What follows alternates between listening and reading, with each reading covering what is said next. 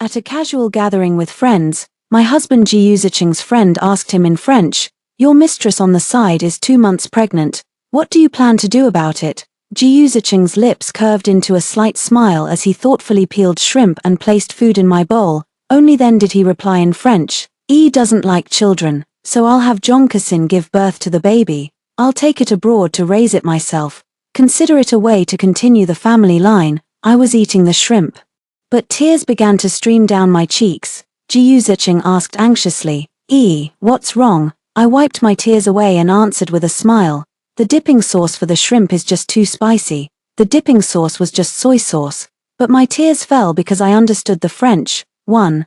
Perhaps Ji Yuzicheng had forgotten that I was once a top student majoring in French, and he only learned French in the first place to make it easier to pursue me. My thoughts returned to the present.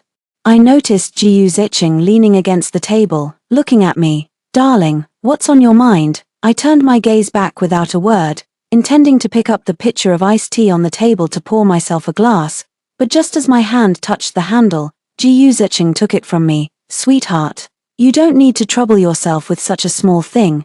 Ji Yuzicheng poured me a cup of tea. His friend Sun Aaron sat opposite, clutching his jaw and quipping, "Can't you two lovebirds keep the PDA to yourselves? You're going to make a single guy like me die of envy." Ji Yuzicheng glanced at him, a faint smile tugging at his lips. "I'm a henpecked husband, in case you didn't know. If you can't stand it, tough luck." Alright, I'll just eat then," Sun Aaron said, putting on a submissive act. Though his eyes were clearly sparkling with anticipation for more drama, I tilted my head back slightly to look at him. The warmth that once filled my eyes now gone. Ji Yuzicheng, however, didn't notice. He leaned in and planted a kiss on my lips, asking gently, "What's wrong, sweetheart? Stunned by your husband?" "Yes, I wanted to get a good look at the man who claims to love me so much, to see if his heart truly belongs to me alone." Ji Yuzicheng froze, a flicker of panic flashing in his eyes, but he quickly composed himself. When he looked at me again, his gaze was so intense it felt like he wanted to drown me in it. "Darling, don't joke like that. I couldn't bear the thought of you leaving me." I lowered my gaze with a soft laugh and withdrew my hand from where he had pressed it against his heart, so he still remembered what I had once said to him. When I agreed to be with him, the one and only thing I asked of him was loyalty. I had told him, "If I ever discover you've been unfaithful, I will never forgive you." Back then, Ji Yuzicheng only had eyes for me. When I said that, he immediately grabbed my hand and promised, "You're the treasure I spent a whole year chasing. I would never do anything to hurt you. If I ever dared, may I die alone." It's true, because of my looks, I've never been short of suitors. From the very first moment Ji Yuzicheng saw me, he was determined to win me over. My first love left me heartbroken, so I had always been resistant to romance, but in the end, Ji Yuzicheng's sincerity won me over, and I gave him a chance. Yet 4 months ago, I discovered he was keeping a young mistress on the side. The belief that made me think true love really exists crumbled in an instant. I thought I would confront him in a huge fight, but I was strangely calm. I calmly stayed by his side, calmly went through the withdrawal, and calmly planned out the rest of my life. Finally, in just 1 more week, my visa will be approved, then I can leave Ji Yuzicheng behind and start my new life. 2. After dinner, a drunken Ji Yuzicheng slumped against my shoulder. "Honey, let's go home," Sun Aaron called out from behind us. "Zicheng, aren't you coming to the next spot with me? Everyone's already there, just waiting for us." Ji Yuzicheng didn't even turn his head, still leaning against me. He refused outright. "I can't, my wife needs to take her medicine. I have to take her home." Sun Aaron clicked his tongue in disapproval but didn't press the matter. Just then, I received a text message, "Liang Luori. Guess who Ji Yuzicheng will choose tonight, to go home with you and take your medicine, or to come out and party with me?" My eyes were glued to the phone screen. Seeing me stop in my tracks, Ji Yuzicheng turned to look at me. "What's wrong, honey?" I quickly turned off the screen and said nonchalantly, "It's nothing. Just the other woman trying to provoke me." Ji Yuzicheng's brow furrowed slightly as he reached for the phone in my hand. Just then, his phone began to ring. It was Jongkasin's special ringtone. I held my phone out to him. "Still want to look?" Ji Yuzicheng stared at me, his gaze flickering. "Darling, I'm drunk. Don't tease me like this." He nuzzled against my neck, almost like he was being coy. I pushed his head away and said calmly, You should get that.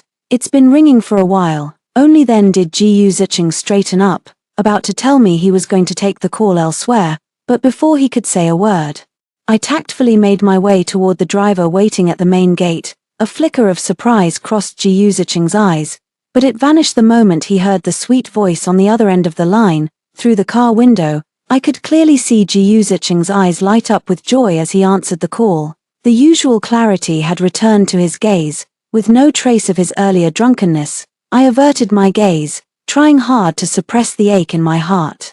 I knew he wouldn't be coming home with me tonight. Sure enough, as soon as he hung up, I received another text from Jongkasin. "Liang Luori, you've lost, right now. The ones who matter most in Zicheng's heart are me and our child." A tear traced a path down my cheek. The moment Ji Zicheng opened the door and looked my way, I swiftly turned my head away. He got in and tried to gently turn my face toward him.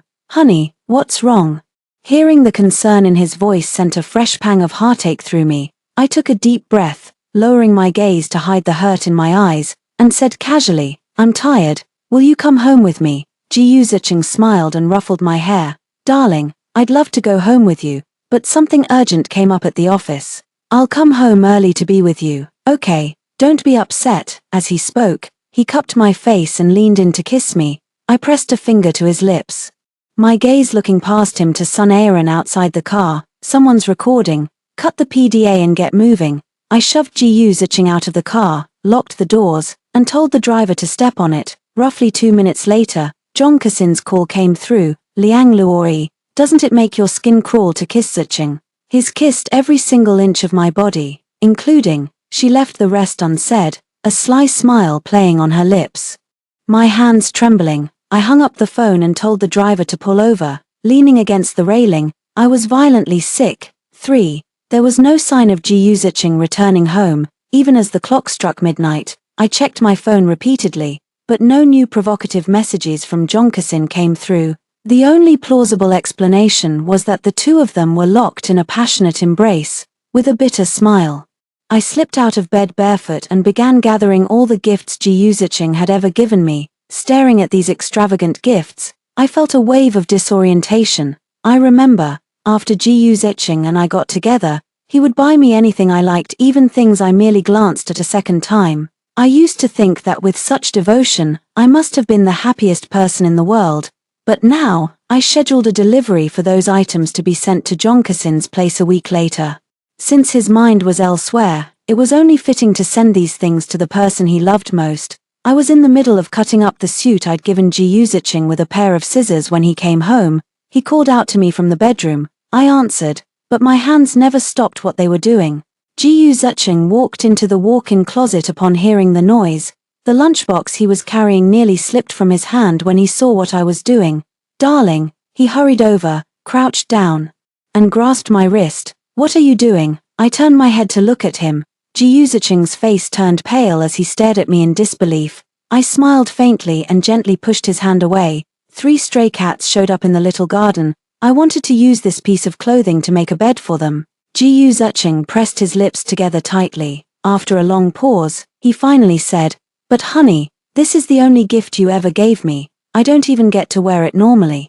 I lowered my gaze and continued cutting the fabric in my hands. Of course I knew it was the only gift I ever gave him. I did it on purpose. Ji Zicheng kept his eyes lowered, watching my movements. After a long pause, he finally spoke. You cut up my gift. I want you to give me a new one." I looked up at him, my eyes smiling, and readily agreed. "All right, as a matter of fact, I do have 2 gifts for you." Ji Zicheng's eyes instantly lit up as he gently pulled me into an embrace. "Darling, you really got me a gift. Where is it?" Hearing the excitement in his voice, a chill began to spread through my heart. I didn't push him away. Instead, I looked past him toward the food container not far away. The rich aroma wafted out, and I knew it contained the seafood kanji he had brought for me. Because I'm frail, whenever he upset me or felt guilty, he would go halfway across town to buy my favorite seafood kanji. So, you can imagine just how happy Jongkasin made him tonight.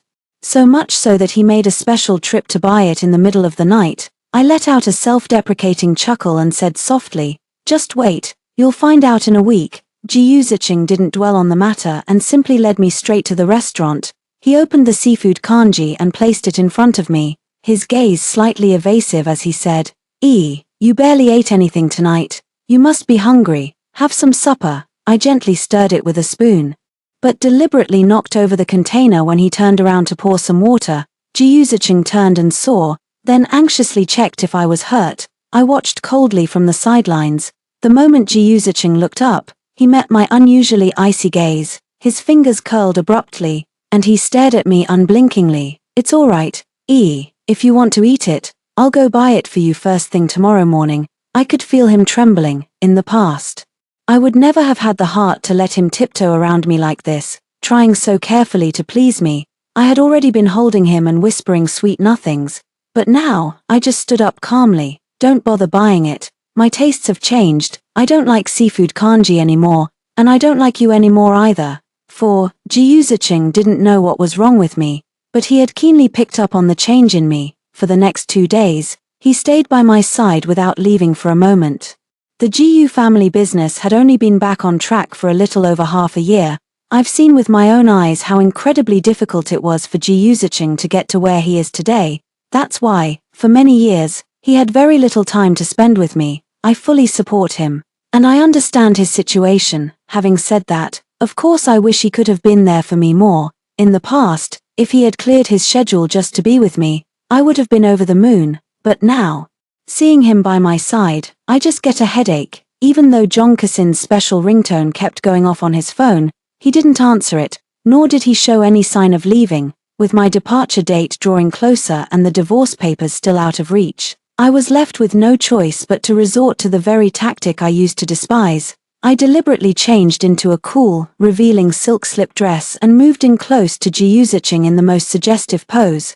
After taking countless ambiguous photos, I sent them all to Jongkasin. Sure enough, Ji Yuzicheng's phone rang again the very next second. He tried to hang up, but I pressed my hand over his and answered the call for him. Ji Yuzicheng suddenly looked at me. I looked at him earnestly and said, "You should answer it, it might be urgent." Ji Yuzicheng muted his phone call. He opened his mouth a few times as if wanting to say something. Seeing that my expression remained calm, he finally spoke. I need to take this call. I'll be right back to be with you." I picked up the chips from the table and started eating, but my ears were still tuned to the commotion over at Ji Yuzicheng's side. I could faintly hear Jongkasin crying non-stop. While Ji Yuzicheng was patiently trying to soothe her, the call finally ended, and Ji Yuzicheng walked over with a hesitant look on his face. I immediately spoke up considerately. "If you have something to attend to, go ahead. You don't have to stay here with me the whole time." Ji Yuzicheng let out a long sigh, but his grip on the phone remained tight. Please don't be mad at me. The company is just getting on its feet." I cut him off, speaking softly. "I understand. Go ahead, get back to work." Hearing this, Ji Yuzicheng found he had nothing more to say. Just before he left, he said to me with great seriousness, "Give me a week to wrap up some things. After that, I'll take time off and go with you to that mountain town you've always wanted to visit." 5. When I was little, before my parents passed away, they took me to live in Yuncheng for a while. That's why I've always felt a deep, almost nostalgic connection to Yuncheng. After Ji Yuzicheng and I got together, I asked him several times to take a trip to Yuncheng with me, but he always turned me down, saying he was too busy with work. Yet, I clearly saw on Jongkasin's social media that Ji Yuzicheng had accompanied her on a trip to Yuncheng, and in a week, the baby Jongkasin is carrying should be 3 months along. Now that the baby is stable, Ji Yuzicheng finally has the mood to go on a trip with me, but the me of now, I no longer need it. I lowered my gaze with a faint smile, and in the end, I nodded. After Ji Yuzicheng left, I received a provocative text message from Jongkasin, "Liang Luo. What does it matter how hard you try to seduce him? Zicheng still chose me in the end." I offered no comment. While Ji Yuzicheng was still on his way, I broached a deal with Jongkasin, /Jongkasin. "Don't you want to be Mrs. Gu? Do me this one favor, and I'll make it happen for you both, /." Jongkasin was more than happy to oblige. Afraid I'd back out, she started bombarding me with their intimate photos the moment Ji Yuzicheng arrived at her place. I saved every single one. At 10 o'clock that night, Ji Yuzicheng came home reeking of alcohol. Just as expected, the moment he got home, he wrapped his arms around me, cooing and apologizing. Seeing those telltale marks all over him, I found myself soothing him with an uncharacteristic patience. Seeing me act this way, Ji Yuzicheng's eyes welled up with tears. Darling, you're so wonderful. If you wanted the stars in the sky, I'd pluck them down for you. My eyes lit up, knowing this was the perfect moment. I took the divorce papers and coaxed him into signing. Ji Yuzicheng put down the pen and reached to pick up the agreement. Darling, what is this? I quickly tucked the agreement away and said with a dismissive laugh, it's a check. Weren't you the one who promised to give me the stars? 6. As the CEO of the GU Corporation, Ji Yuzicheng possessed a certain sober-mindedness befitting his position, even in his drunken state, to trick him into signing.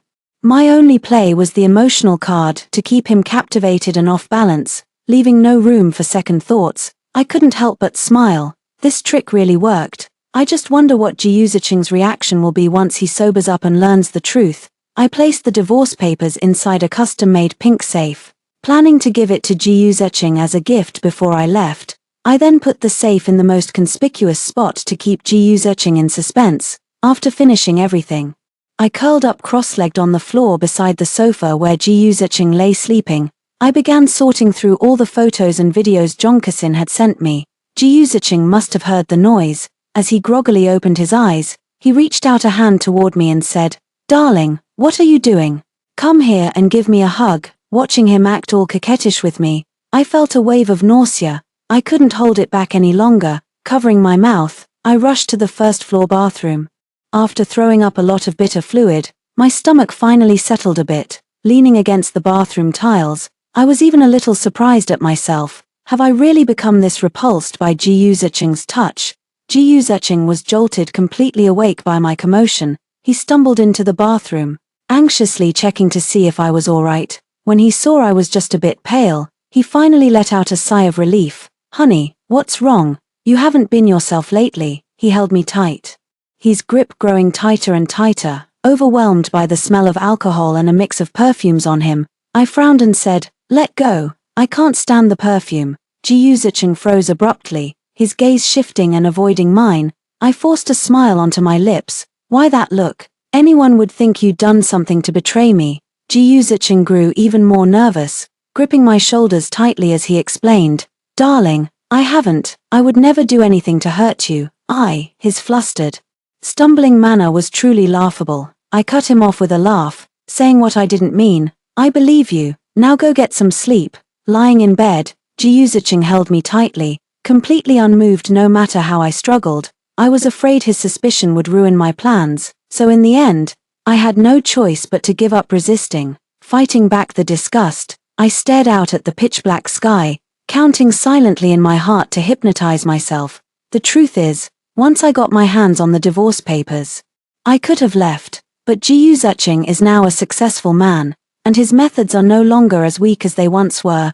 Given the intensity of his possessiveness towards me, if I can't leave successfully in one go, once the alarm is raised, leaving will become utterly impossible. My visa won't be ready for another 2 days, so all I can do for now is wait. After daybreak, Ji Yuzicheng didn't rush to get up. Instead, he lay beside me, quietly waiting for me to wake. The moment I opened my eyes, he leaned in and kissed me. I pushed him away in disgust. I haven't brushed my teeth yet. Gross. He looked at me intently, noticing my little mannerisms and micro-expressions were just like before, and let out a soft chuckle. What are you doing? I took a step back, glaring at him as I asked. Ji Yuzicheng then pulled me into his arms and replied in a low voice, It's wonderful. Darling, you're back to your old self again. I was genuinely happy to receive such affirmation.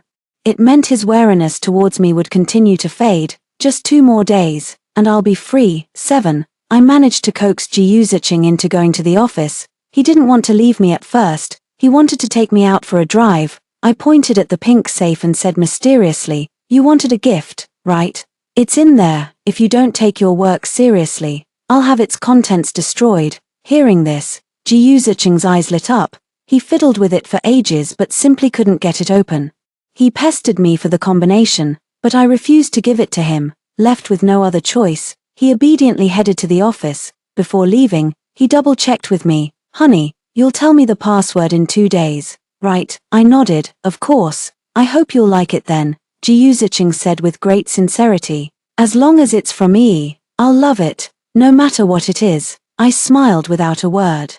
I suddenly felt a pang of regret that I wouldn't be there to see his reaction when he discovered the truth. It would have been quite a sight. After Ji Yuzicheng left for work, I went to the maternity hospital. I never expected to run into Jonkasin here, who was in for a prenatal checkup. Her belly slightly rounded, she looked me over with a smug expression. Well, if it isn't the first wife, what a coincidence. What brings you here? Having trouble conceiving, hearing her provocative tone. I didn't feel the slightest bit upset. To be fair, what Jonkasin said was true. I do have difficulty conceiving, but it's not infertility. It's because I lost my vitality years ago saving Ji Yuzicheng when he accidentally fell into the water. I was afraid Ji Yuzicheng would feel guilty, so I never told him the truth. So, Ji Yuzicheng has always thought I don't want children simply because I don't like them. I just smiled, ignored her, and walked towards the examination room. Jonkasin followed behind me, watching as I spoke with the doctor and then printed out the termination paperwork. It wasn't until I walked out of the room holding the documents that she snapped out of it, staring at me in shock. Liang Luori, you. I handed her the proof and began to explain. The day I found out Ji Yuzicheng was cheating on me with you was the same day I found out I was pregnant. After a lot of thought, I realized I still couldn't forgive him, even though I was carrying his child. Instead of mocking me as she used to, Jonkasin gave me a strange, searching look. I took back the proof of termination and continued. I'll be leaving tomorrow night. I hope you can keep him with you for these last 2 days. To give me some final peace. Jonkasin didn't speak. After carefully weighing the truth of my words, she finally nodded in agreement. A faint smile touched my lips as I said, thanks. I had already turned to leave when Jonkasin suddenly called out, Liang Luori, don't you hate me? I paused mid-step and couldn't help but let out a laugh. With my back still to her, I replied slowly, I wouldn't say I hate you. If it wasn't you, it would have been someone else. A man who cheats will cheat eventually. So, Jonkasin, you were the first to feel new and exciting to him, but you certainly won't be the last. But you know, Jonkasin, I still have to thank you. If it weren't for you, I wouldn't have realized that nothing in this world is more important than loving yourself. 8. After Jonkasin's persistent, wheedling pleas, Ji Yuzicheng indeed didn't come home. He sent me 2 text messages. I have to work overtime tonight. I'll buy you that new flavor of kanji on my way home. Sweetheart, go to bed early and don't stay up late. I'll be thinking of you the whole time. I deleted those 2 disgusting text messages without a second thought. Not long after, Jonkasin sent me a few pictures. I opened them to take a look. The first one was a photo of 2 people having a candlelit dinner face to face. The second photo shows Ji Yuzicheng accompanying her during a prenatal education session. The third photo captures the 2 of them intimately entangled on the large bed. The fourth photo depicts Ji Yuzicheng holding Jonkasin, washing her. The fifth photo shows Ji Yuzicheng in the bathtub, unable to restrain himself. I calmly reviewed the explicit material over and over, and finally added those photos into the short video I had made. I then sent the finished video to my own email address. I scheduled it to be sent to Ji Yuzicheng and Jonkasin at 7 p.m. tomorrow. I imagine the 2 of them must have been absolutely delighted to receive the little love video I made for them. What I never expected, however, was this. At midnight, Ji Yuzicheng actually came home. At that moment, I was just putting the finishing touches on my work. He rushed towards me, his body chilled from the night air. Before I could even react, Ji Yuzicheng had already pulled me into a tight embrace, his lips close to my ear. He whispered with a tremor in his voice, Darling, I've had this awful feeling of dread all night. Like something is about to vanish from my world forever. I've missed you so much. Ji Yuzicheng's voice was thick with emotion, and his arms held me with an almost desperate strength. His embrace was so tight I could barely breathe, forcing me to push him away with all my strength. Don't overthink it, you must just be exhausted from work. I made an excuse for Ji Yuzicheng, but upon hearing it, he couldn't even bring himself to look me in the eye. He just held my hand tightly and said softly, Darling, I've sorted everything out at the company. Starting tomorrow, I'll be home to spend time with you properly. I tensed up instantly. Ji Yuzicheng, did you find something?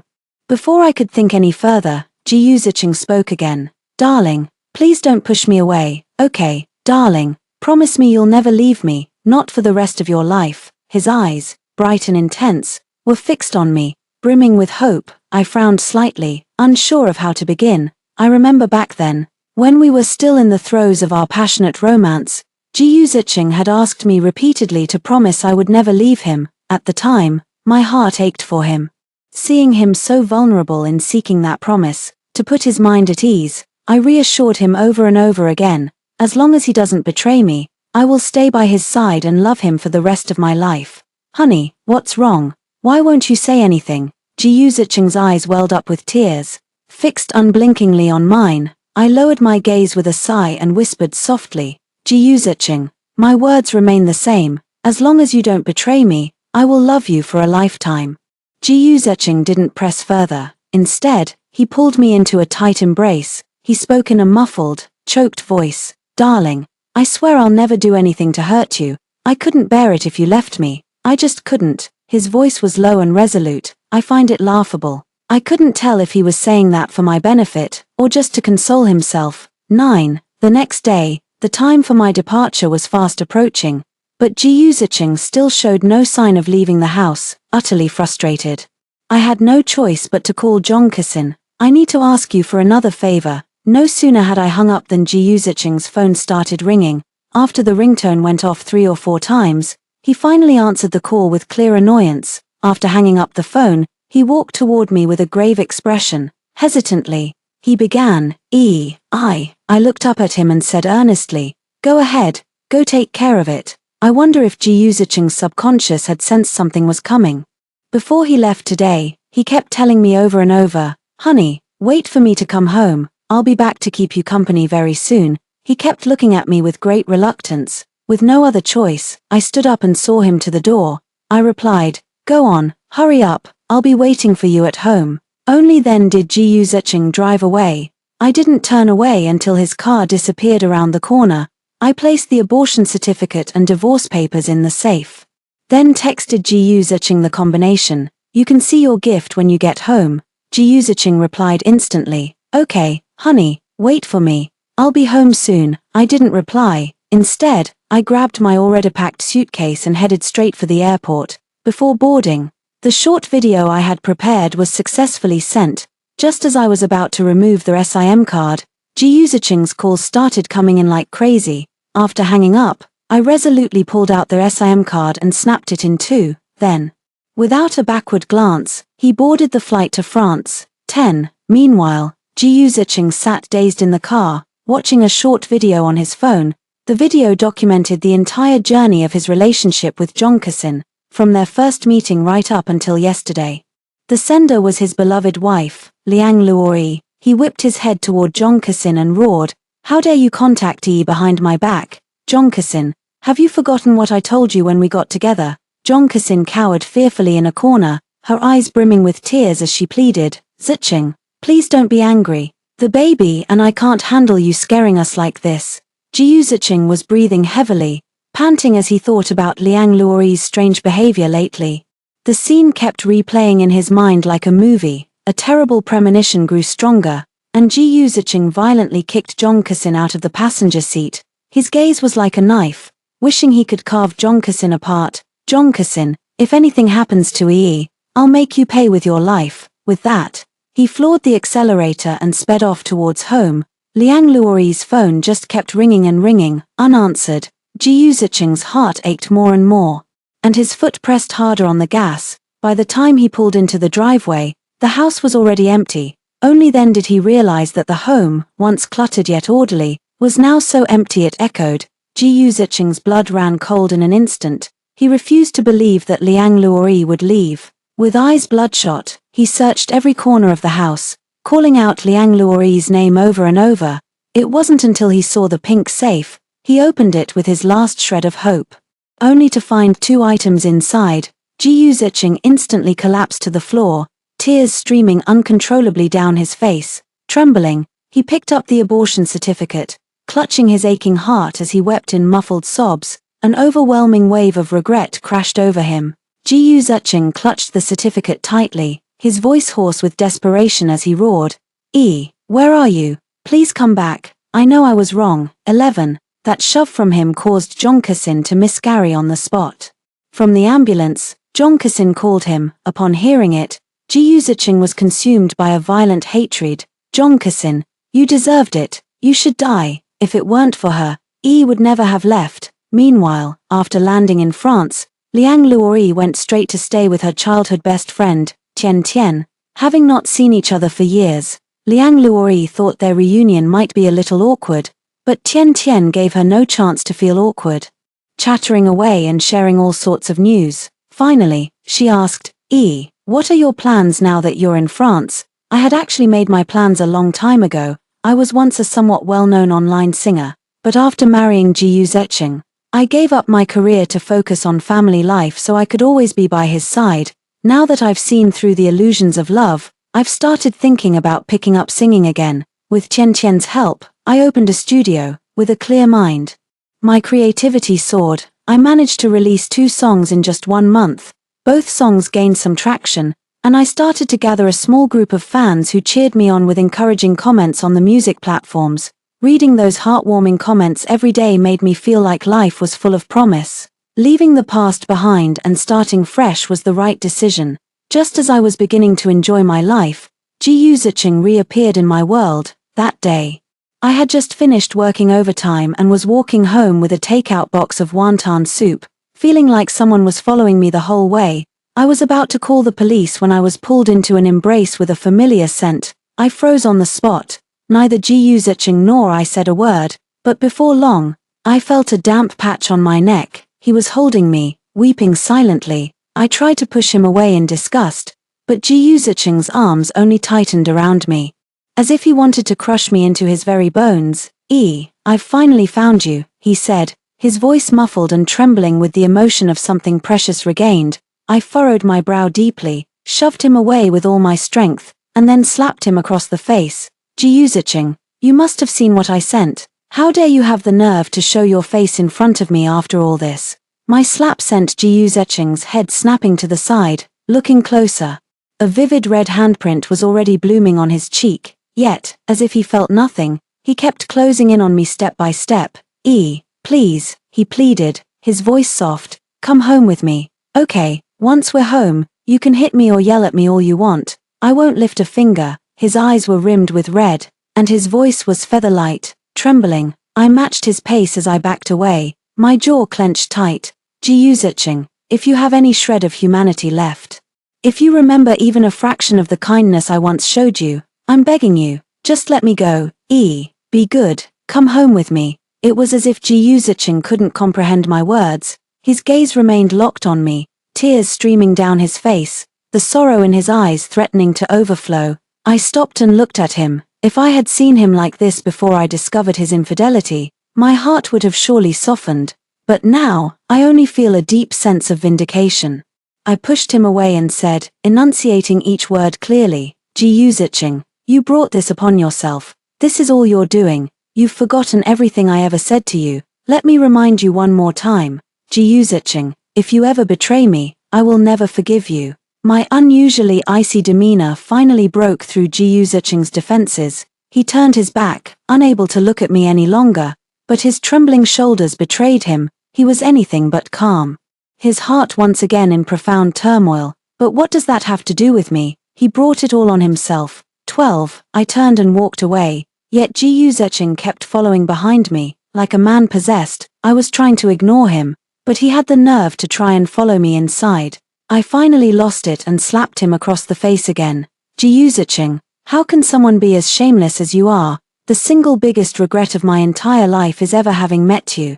Ji Yuzicheng suddenly grabbed my hand before I could pull it back, pleading desperately, I was wrong, I know I messed up, please, just give me one more chance to prove myself to you, I'm begging you. I shoved him away with all my strength and pushed him out the front door of my apartment. Ji Yuzicheng, how do you even have the nerve to ask for my forgiveness? When you were cheating on me, did you ever once stop to think about how much it would hurt me? I hadn't even finished speaking before Ji Yuzicheng hastily cut in. I did think about it. I did. I thought. You thought what? That I'm a barren woman, that as long as you kept it hidden well enough, I'd never discover your secret affair in this lifetime. Is that it? I pressed him with each accusatory question, advancing step by step. Ji Yuzicheng shook his head as he retreated, tears of remorse streaming down his face like a waterfall. Honestly, after all these years together, I've never seen him break down like this. Now that I've given up the title of Mrs. Gu to his new flame, just as he wished, what's he crying about? I averted my gaze from him and said coldly, Ji Yuzicheng, spare me the act, you never really loved me. The only person you've ever loved is yourself. I do love you. You're the only one in this world I love. Ji Yuzicheng was desperate to explain, his eyes bloodshot as he stared at me and said, I admit I'm a monster. I cheated on you, thinking I could get away with it. I thought if I hid it well enough, you'd never find out. I know I was wrong. I really do. I've already taken care of Jonkasin's pregnancy. Come home with me. Let's start over. We can have our own child. Looking at his frantic, apologetic expression, I let out a cold, scornful laugh. Ji Yuzicheng, you're something else. Have you always thought I didn't like children? Well, let me tell you now. The reason we never had children wasn't because I didn't want them, it's because I developed a chronic condition from saving you when you were drowning. That's what made it difficult for me to get pregnant. Ji Yuzicheng stared at me, his eyes wide, tears streaming uncontrollably down his face. What did you say? He asked me, utterly disbelieving. I repeated what I had just said once more, and in the end, I simply stated, Ji Yuzicheng, you don't deserve it.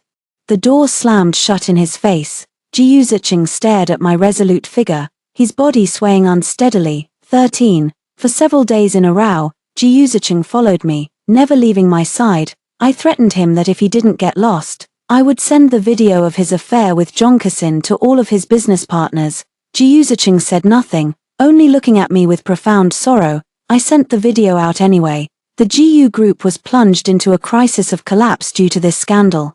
Ji Yuzicheng had no choice but to return to China to deal with the matter. Before leaving, he said to me, even if you can't forgive me, I won't give up on you. Once I've sorted out the company's affairs, I'll settle in France and stay by your side forever. I knew there was no point in saying more and began the process of arranging to move to another country. 3 days later, just after I received my visa, I got a call from Jonkasin, Liang Luori, if it weren't for you, I wouldn't be left with this permanent infertility. Ji Yuzicheng is mine. Even in death, he'll die by my side. Listening to her deranged words, a terrible sense of foreboding washed over me. Not long after, I received another call from a friend back home. She told me that after Ji Yuzicheng returned to the country and sold off his company for a pittance, he was deliberately run off the road by another car on his way to the airport. The other party was moving too fast and died on the spot. Ji Yuzicheng was also severely injured and fell into a coma. It's likely his legs can't be saved. I raised an eyebrow, said understood, and didn't utter another word. My friend has been a witness to my relationship with Ji Yuzicheng from the very beginning up to now. With nothing but a sigh, he hung up the phone. 14. After that day, my life settled back into its usual quiet rhythm. A few days later, while I was working late in the recording studio, my phone kept ringing with calls from back home. Stepping out of the recording booth to take the call, Mrs. Gu's sobs instantly pierced my ears. I know I shouldn't be calling you, but Zicheng, he's fading fast. The doctors say he's given up on living. He's my only son. I'm begging you, please come see him. Hearing the raw, heart-wrenching pain in her voice, I finally felt a pang of sympathy. I've been married to Ji Yuzicheng for many years, though I rarely saw his parents, but every time we met, his parents were always incredibly kind to me. I often felt, through them, the same warmth I knew when my own parents were still alive. Even though Ji Yuzicheng and I are over, seeing the old couple cry their hearts out like that, I just couldn't bear it. Just as I was wrestling with the decision, another sharp cry came from Gu's mother on the other end of the line. It was Gu's father. He couldn't bear to see his son in such a state and had fainted. The sound of Gu's mother sobbing over the phone was heart-wrenching. I let out a sigh and decided to make a trip back home. After Tian found out about this, she didn't really know what to say either. She just tried to comfort me, saying, "Don't put too much pressure on yourself for this trip back home. Just think of it as doing it for the old folks." I nodded and boarded the flight back to my home country. After landing, I went straight to the hospital. When I saw Gu's mother, I was taken aback. The once kindly old man now looked so weathered, as if he had aged 10 years. Gu's mother led me outside the ICU and pleaded with me desperately to put in a good word for her with Ji Zicheng. Peering through the glass at Ji Zicheng lying in the hospital bed, covered in tubes, I was at a loss for words. With Gu's mother having fainted several times, I had no choice but to stand before the glass and recount old memories to Ji Zicheng on his sickbed.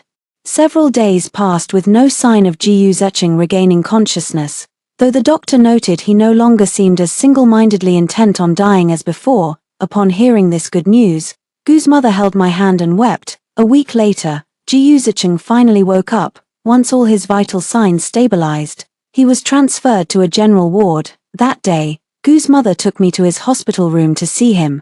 Yet, Ji Zicheng, defying his usual self, turned his head away, with all his strength. He told me to leave, saying he didn't want to see me. No matter how his mother pleaded, he refused to turn back. I bid a detached farewell to the Jiu family and boarded the flight to France that same day. After the plane landed, I received a text message from Ji Zicheng. I'm sorry. I know that what I've become is heaven's punishment for me, and I accept it. As I am now, I am no longer worthy of embracing you or following you. I won't bother you anymore. I just hope you won't forget me too soon. I deleted the text messages and threw away the SIM card once again. This time, I can finally start a brand new life. Story 2. When Shen Yangju lost his memory that year, I lied to him and said that I was his girlfriend. Later, we accidentally had a child. He was overjoyed and knelt down on one knee to propose to me. But just when I thought that my secret love finally had a result, he suddenly regained his memory. He blamed me for deceiving him, vowed never to recognize this child, and even had people drag me to have an abortion. On the operating table, I died along with our child. When I opened my eyes again, I was still in that same hospital room. Hello, everyone. Welcome to my channel. Subscribe us to read wonderful novels every day. Now the story begins. On the hospital bed, Shen Yangju still had his eyes tightly closed. The atmosphere in the room was very oppressive. I remember the doctor saying that if he didn't wake up today, there was a high possibility that he would become a vegetable. Mother Shen sobbed softly, and my mother was comforting her beside her. There's still time. He will definitely wake up. I can't remember the details of when Shen Yangju woke up that year very clearly, but my mother was right. He would definitely wake up. My mother turned around and saw me in a daze, and she waved her hand. Nuanuan, come and talk to Yangju. Let Aunt Ci take a rest. Hearing this, Mother Shen also looked at me. These were two elders who had doted on me since I was a child. Even after Shen Yangju regained his memory, they always firmly stood by my side. But I wanted to refuse, but I couldn't refuse now. Just as I was about to walk to the bedside, Shen Yangju's eyelids twitched. I never expected that one day he would be able to look at me so calmly. In my previous life, after he regained his memory, the way he looked at me was always full of all kinds of malice. We never had a good meal together or said a word to each other again. He blamed me for being scheming and vowed never to recognize the child in my belly. I knew I was in the wrong, so I accepted all these accusations. But why did he change his mind later? Why did he try to kill our child? That was his own child too. The intense emotions inside me made it impossible for me to stay calm. I averted my eyes and subconsciously stepped back. Mother Shen rushed forward excitedly. Before long, Father Shen and my father also rushed to the hospital. Shen Yangju waking up was great news for them. However, he had lost his memory. After crying, Mother Shen began to introduce everyone to him one by one. Yangju, they are Uncle Lin and Aunt Bai. Our two families have been friends for generations. This is Nuanuan, Uncle Lin's daughter, and she is also your. When it came to me, I suddenly came to my senses and blurted out, Sister. This was a subconscious reaction. I hadn't forgotten that in my previous life, Mother Shen had made the final decision. At this moment, she introduced me to Shen Yangju as his girlfriend. But in fact, Shen Yangju already had a girlfriend. However, in Mother Shen's eyes, his girlfriend, Xu Xinlan, was mostly responsible for his car accident this time. It was said that a few days before the car accident, Xu Xinlan had proposed to get engaged. Shen Yangju didn't agree. In a fit of anger, Xu Xinlan broke up with him and was going to run abroad. Shen Yangju had the accident on his way to the airport. Mother Shen didn't like Xu Xinlan much from the beginning. And now her prejudice against her was even deeper. She told me that by taking advantage of Shenyanzhu's memory loss, we could cultivate our relationship. Sometimes I thought that even the elders of the two families could see that I liked Shenyanzhu. Did he really not know? No, he should have known. It's just that he still regarded my feelings for him as the kind of love a younger sister has for an older brother when we were children, in my previous life. Mother Shen's proposal made my heart race. What made me even more unable to extricate myself was that Shenyanzhu accepted it easily. In the end, during the time he was recovering in the hospital, he only wanted me to take care of him personally. We started with a lie, but it ended when he regained his memory. He believed that I was a habitual liar and even thought that the arrival of the child was my premeditated plan. No matter how I explained, he didn't believe that that night was really an accident. I had no credibility left in his eyes. It's just that Shenyanzhu, you were cruel to me, and you were also cruel to your own child. I touched my flat belly, and my heart ached as if stabbed by a knife. That child didn't even have a chance to grow up a little bit before he was gone. It was my fault, so if I had a chance to do it all over again, how could I let myself make the same mistake? After being surprised for a moment, Mother Shen followed my words and said, "Yes, you two grew up together since childhood. You are closer than real siblings." The elders talked about the interesting things in the past and were very excited. Only Shenyanzhu was silently staring at me with his deep black eyes. The doctor soon came to do a full-body examination for him, and I found an excuse to leave. Even after walking out of the hospital gate, I still felt that all this was like a dream, but I couldn't tell whether being reborn was a dream or the love-hate entanglement with Shenyanzhu was a dream. When my head was about to explode from thinking, my phone rang. When I saw the caller ID, I was stunned for a long time before answering the phone. On the phone, Chen Shuhe's voice was very urgent. "Nuanuan, where are you?" Chen Shuhe, you, why are you calling me at this time?" Chen Shuhe was my deskmate in high school and once pretended to be my boyfriend. After learning that Shenyanzhu had a girlfriend, I didn't want to be outdone and told him that I was also in a relationship. Shenyanzhu was stunned for a moment at that time, but then he quickly smiled. He rubbed the top of my head not very gently and said, "You're really something, little girl, you've grown up." His tone was so old-fashioned, even though he wasn't much older than me. 2 days later, he asked me to bring my boyfriend out for a meal together. I couldn't think of anyone else at the moment, so I asked Chen Shuhe for help. At the dinner table, Chen Shuhe was very considerate and took good care of me. Shenyanzhu even made fun of himself at that time. He knows how to take care of you better than I do. However, after the meal, he asked me again, "I can tell that he likes you, but I can't tell that you like him." After hearing this, my heart felt sour and astringent, because, of course I didn't like Chen Shuhe. I didn't take Shenyanzhu's words to heart either. Before long, Chen Shuhe really confessed his love to me. Although I rejected him in the end, he still insisted on continuing to be good friends with me. It was only after Shenyanzhu regained his memory and despised me that Chen Shuhe expressed his feelings to me again. But at that time, I was already pregnant and physically and mentally exhausted, and I simply didn't have the energy to care about anything else. And then, I died. "Don't ask so many questions. I want to see you. I want to see you right now. Tell me where you are quickly."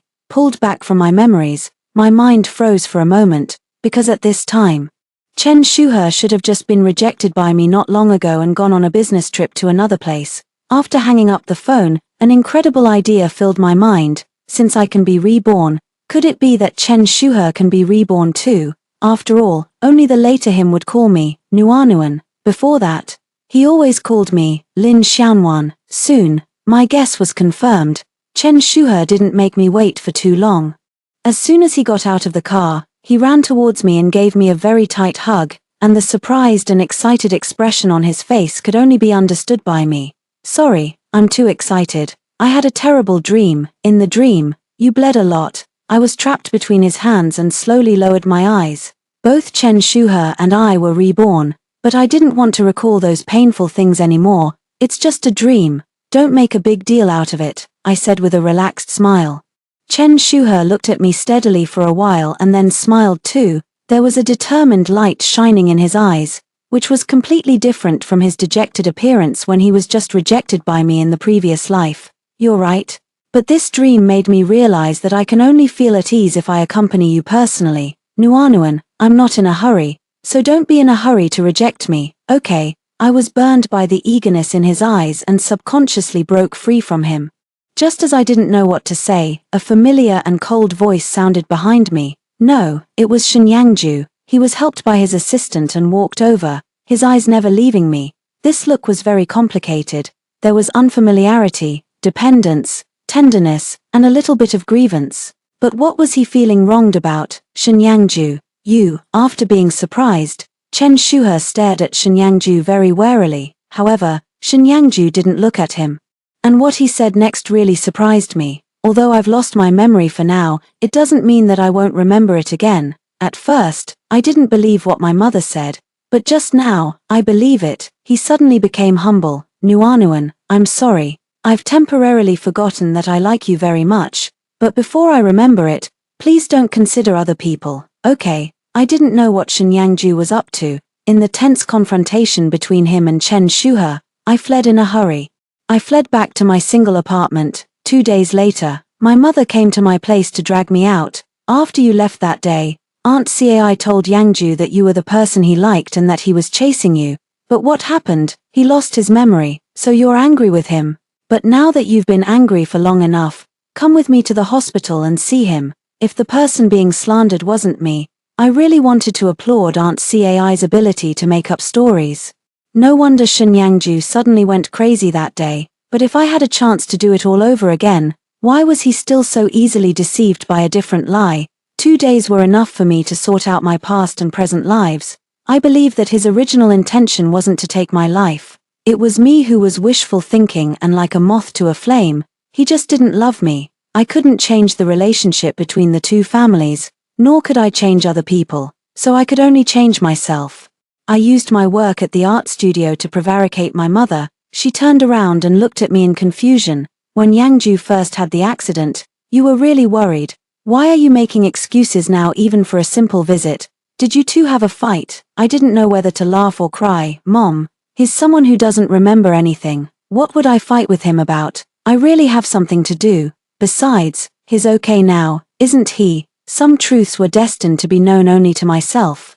Even if my mother knew me very well, she would never have imagined that I was reborn. It was easy to deal with my mother, but it wasn't easy to prevaricate Chen Shuhe. Fortunately, I didn't plan to hide it from him all the time. In my previous life, after Chen Shuhe came back from his business trip, Shenyangju and I were already together. He didn't comment on my choice and even tried to wake me up and tell me not to deceive myself anymore.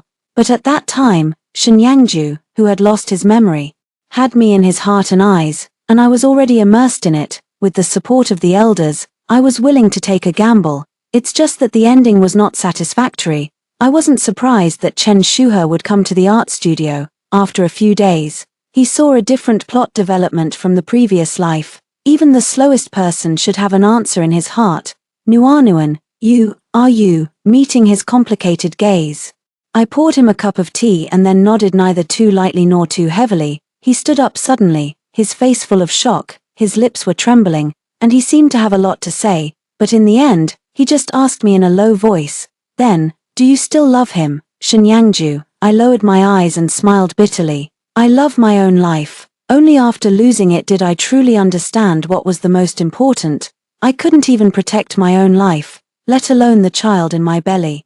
Thinking of the child, I still couldn't help asking, did I really die on the operating table later? Did Shenyangju show up, and my parents? If my parents knew that Shenyangju sent people to drag me to have an abortion, which led to my death, how heartbroken they would be. Perhaps after he regained his memory, I shouldn't have tried to fight for it. I was too willful. I closed my eyes tightly and didn't notice the sudden paleness of Chen Shuhe's face. I don't know either.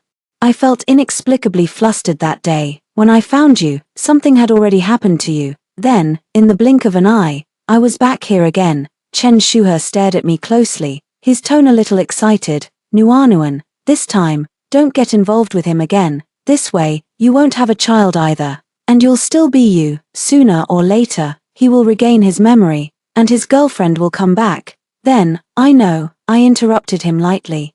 I didn't want to talk about the past anymore, but the memories suddenly came flooding back like a dam breaking. That day, Shenyangju's face was already unpleasant.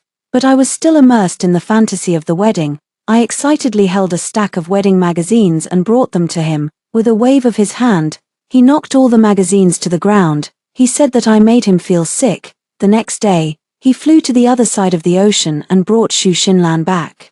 I covered my face with both hands. I really didn't want to recall it anymore. After Chen Shuhe left, I sat there for a long time, until a pot of tea was completely cold. Then, Shen Yangju came. The moment I saw him, I remembered that today seemed to be the day he was discharged from the hospital. Accompanied by his assistant, he walked around the art studio as if inspecting it. He didn't make any sound. I gathered my thoughts and was about to ask him why he came, but he suddenly turned around. His tone was sarcastic. Aunt said that you were so busy that you didn't have time to accompany me out of the hospital, but you have the leisure to drink tea and chat with other men. He emphasized the last few words particularly strongly. So, he had been outside for a long time. I subconsciously frowned. I didn't say I would go in the first place, but I wanted you to come, me. Even though the time we spent together that was obtained through deception wasn't long, it was still deeply engraved in my heart. This was Shen Yangju after losing his memory. In front of me, he didn't have the aura of the president of the Shen Corporation, and he lacked the dignity and pressure of a superior. There was still a bit of the spirit of his youth on his handsome face. He was a proud and arrogant man.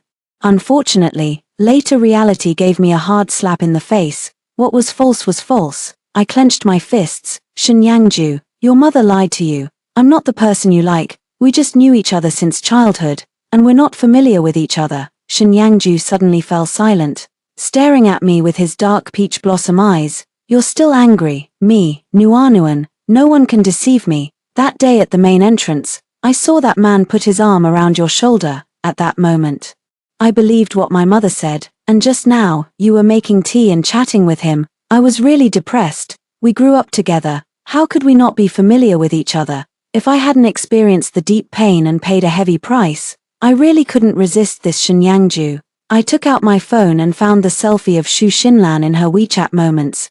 Take a good look. Xu Xinlan, is your girlfriend, the person you like? Shen Yangju glanced casually. I've seen it. I don't have any feelings for her. Not sure. Let me take another look. I've seen it clearly. She's not as good looking as you, me. This is not good. The after effects of this lie seem to be even more serious. Shen Yangju began to come to my art studio every now and then, and I couldn't drive him away. I gritted my teeth in anger. I sneered at him, saying that he had never been so obedient to Mother Shen before. He explained seriously, I'm not listening to anyone. I'm believing in my own heart. After a pause, he softened his voice. I want to see you. I like looking at you. I never realized before that he was quite eloquent. After all, in my previous life, every day after we were together, I was happy and didn't hide my love for him at all. Most of the time, I was the one who said the sweet words, and he just echoed me. But what was the result? After he regained his memory, he completely denied everything and only remembered that I had deceived him. Thinking of this, I smiled coldly. But I don't want to see you. You don't need to look at me. Just paint your painting and focus on it. However, after giving him the cold shoulder for a few days, he couldn't hold back anymore and asked me why I was so cold to him. I borrowed the words he said when he looked at Xu Xinlan's photo before. Because, I don't have any feelings for you. This sentence was still quite powerful. Shen Yangju didn't come for several days. I couldn't help but heave a sigh of relief. There are some people you just can't see. Otherwise, I don't know what kind of mood I should use to face them. His sincere and innocent eyes now will only make me feel schizophrenic. I remind myself all the time, everything that happened in the previous life was not a nightmare, but real. Lin Yuan, you have to be sober. Unfortunately, the peaceful days didn't last for a few days. Shen Yangju came again. This time, almost as soon as he came in. Chen Shuhe also arrived. Why is he here? The look in Chen Shuhe's eyes as he looked at me was full of disbelief and accusation. I couldn't help but frown. Before, Shen Yangju usually came in the morning, and Chen Shuhe came in the evening. They never met each other at all. But today, I don't know what happened. They just happened to come at the same time. I understood what Chen Shuhe meant. He didn't want me to have any more involvement with Shen Yangju, but I also didn't like his tone. Why can't I be here? At this moment, the hostility in Shen Yangju's eyes was no less than that in Chen Shuhe's. His thin lips were slightly pursed, and his black eyes were deep, making it impossible to see his emotions. Chen Shuhe narrowed his eyes and was equally unwilling to show weakness, because she doesn't like it. This was, directly pointing the finger at me. Shen Yangju looked at me rather hurt, but quickly turned away. If she doesn't like me, does that mean she likes you, then? Two pairs of eyes looked at me at the same time. Very well, I took a deep breath and said coldly, I don't like either of you. When Shen Yangju heard this, he immediately raised his chin proudly. What was he so proud of? I couldn't even look at him. I sat back in the art studio and started painting again, not planning to pay attention to them. However, the more I deliberately tried to ignore them, the more I couldn't. Moreover, both of their voices were quite loud. Shen Yangju, I don't care what you're up to. Anyway, don't come to harass Nuanuan again. On what grounds are you saying this to me? According to my investigation, you two have already broken up. An ex should act like an ex. Chen Shuhe's voice sounded very angry. That's a matter between us two, it has nothing to do with you. Shen Yangju casually retorted, then the matter between me and her doesn't require you to butt in either. Do you know how you lost your memory? It was for another woman. Now that you're pestering Nuanuan, what will you do when you regain your memory one day? It's none of your business. I know what I'm doing. Even if I regain my memory one day, I will only recognize Lin Nuan. He said he would only recognize me. My hand trembled, and I ruined a painting. This should be the most ridiculous thing I've heard. Outside, Chen Shuhe laughed out loud. You can't do it. You can't do it. Seriously, don't come to her again. Otherwise, you'll only hurt her. I suddenly stood up from the chair and walked out of the art studio. Chen Shuhe, I was afraid that he would say too much, but Shen Yangju wouldn't let go of this issue. Chen Shuhe's eyes were a little distracted, and he said softly and melancholically, in my dream, you hurt Nuanuan terribly. She bled a lot. The floor was covered with blood. Shen Yangju frowned as he listened, and then he counterattacked without mercy. Same here. I also had a dream, and the culprit was you, me. What kind of childish argument was this? Even if someone had an elementary school education, they wouldn't be like this. Just as I was about to open my mouth and tell them to get out, Chen Shuhe suddenly roared, you're talking nonsense. He pounced on Shen Yangju and threw a punch directly. The cheekbone where Shen Yangju was hit immediately turned red, and he quickly counterattacked with a punch. The two of them quickly started fighting. I was stunned. Only when my throat was almost hoarse from shouting did they stop. Shen Yangju was still sitting on the ground, looking rather embarrassed. He said pitifully, I sprained my ankle and can't get up. Hehe, did he expect me to help him up? That was impossible. Call your assistant. After giving him an angry look, I said to Chen Shuhe, you can leave first. Chen Shuhe also had some scratches on his face, but they didn't look serious. Mainly, I was tired of both of them and didn't want to see them anymore. Before Chen Shuhe left, his eyes were extremely hurt. Nuanuan, you still favor him. I wanted to say that I didn't, but he kept muttering those words. You still can't forget him. You clearly know the ending but still take his side. You'll regret it. You'll regret it. I simply shut up and went back to the art studio. I didn't want to say a word. I don't know when Shen Yangju left. I also don't know what he told his family when he went back. Anyway, that night, I was called back by my mother. The meal was peaceful, but after the meal, she pulled me into the room. She took out an album. It was an album that I had personally organized in the past. The special album of Shen Yangju and me. Did I misunderstand? Xianwan, you don't like Yangju anymore. This was a question I had to face sooner or later. Fortunately, I had already thought of a way to deal with it. Yeah, I don't like him anymore. My mother was still a bit surprised to hear me admit it with her own ears. Can you tell me why? Yangju is very serious about you now. He even came to see your father and me. Mom, I interrupted her gently and said indifferently. The reason is very simple. I've thought it through. He should like Xu Xinlan very much. Otherwise, he wouldn't have rushed to the airport to chase after her. Although he has lost his memory now, it's said that people who lose their memory change their personalities greatly. We can't believe him. I think you should persuade Aunt Cai. Sooner or later, he will regain his memory. It's better for Aunt Cai to think it through and accept Miss Xu. My mother was easily persuaded by me. And she also thought that Shen Yangju, who had lost his memory, was unreliable. That's right. He's not only unreliable now, but also very troublesome. Shen Yangju used the excuse of being beaten up in my place and came to the art studio to make tea every now and then. Sometimes I wondered, why did he become so shameless after losing his memory? I can't even scold him away. Also, why wasn't he reborn? If he came back to life and remembered everything in the past, I wouldn't have to suffer like this. That's right, if he regained his memory, he wouldn't bother me anymore. After thinking it over and over again, I decided to contact Xu Xinlan, but unexpectedly, Chen Shuhe contacted her before me. Nuanuan, I don't want you to be hurt by Shen Yangju again. I know you're in a dilemma. After all, he's not the same person as he will be in the future. I also know that that woman Xu Xinlan bullied you. After Shen Yangju regains his memory, I will make them pay for what they've done.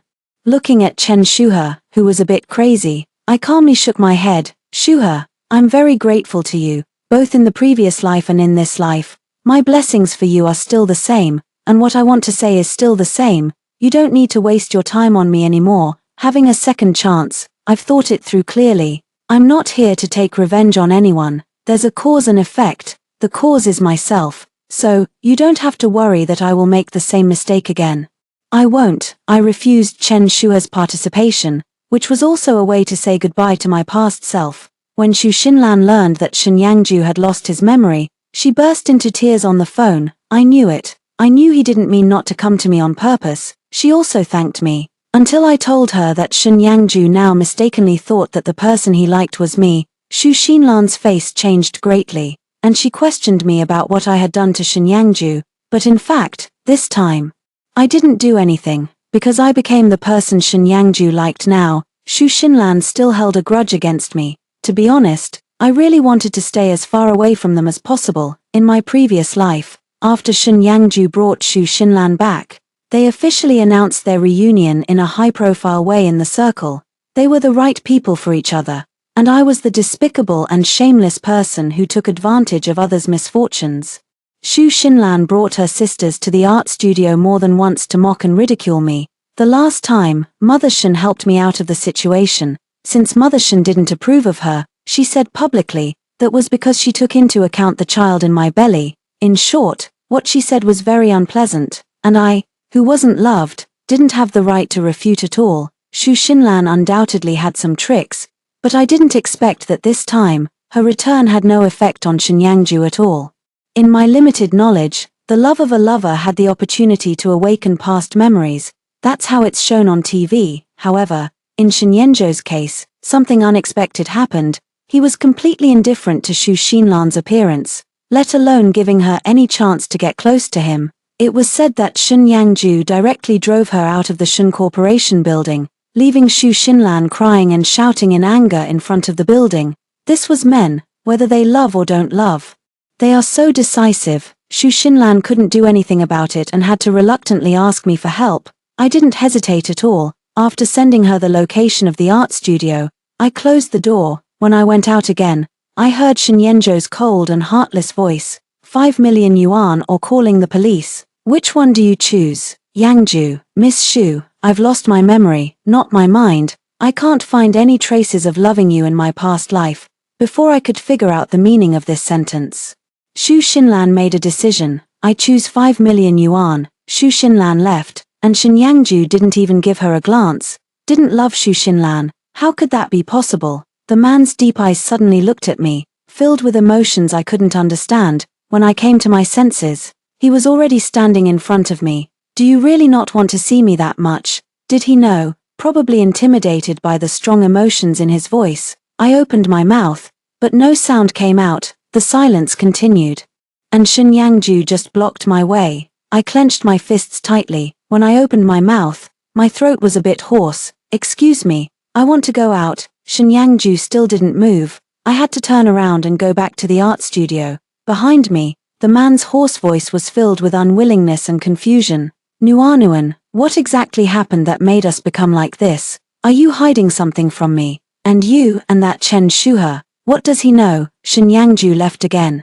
I thought he wouldn't come again this time, because I asked him. I also have 5 million yuan. Do you choose it? He didn't want to see Xu Xinlan. I didn't want to see him either. My life returned to peace again, without discussing it with my family. I applied to a foreign school. Before the result came out, the art studio continued to operate in a semi-public welfare form.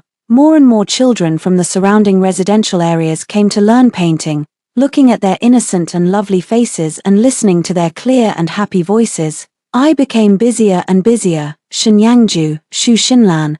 Their contact information lay quietly in my friend list. I didn't know how long I had to scroll down to find the chat window. And under my deliberate ignoring, Chen Shuha's messages became fewer and fewer. I knew, saying goodbye to the past also meant saying goodbye to the people in the past. I liked this kind of business. If it weren't for the birthday red packet my mother sent me in advance, I would have almost forgotten this day. The night when Shenyangju and I accidentally got pregnant. At this time in my previous life, the new bar opened by Chen Shuhe started to operate.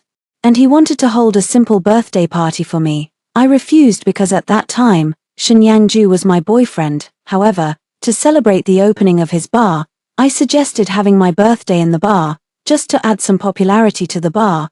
I thought you were still angry, me, Nuanuan. No one can deceive me. That day at the main gate, I saw that man put his arm around your shoulder. At that moment, I believed what my mother said, and just now, you were making tea and chatting with him. It made me feel really annoyed. We've known each other since we were kids. How could we not be familiar? If I hadn't experienced the intense pain and paid such a heavy price, I really wouldn't have been able to resist this Shenyangju. I took out my phone and found the selfie of Shu Xinlan in her moments. Take a good look. She, Shu Xinlan, is your girlfriend, the person you like. Shenyangju glanced casually and said, I've seen it. I don't have any feelings for her, not sure. Let me take another look.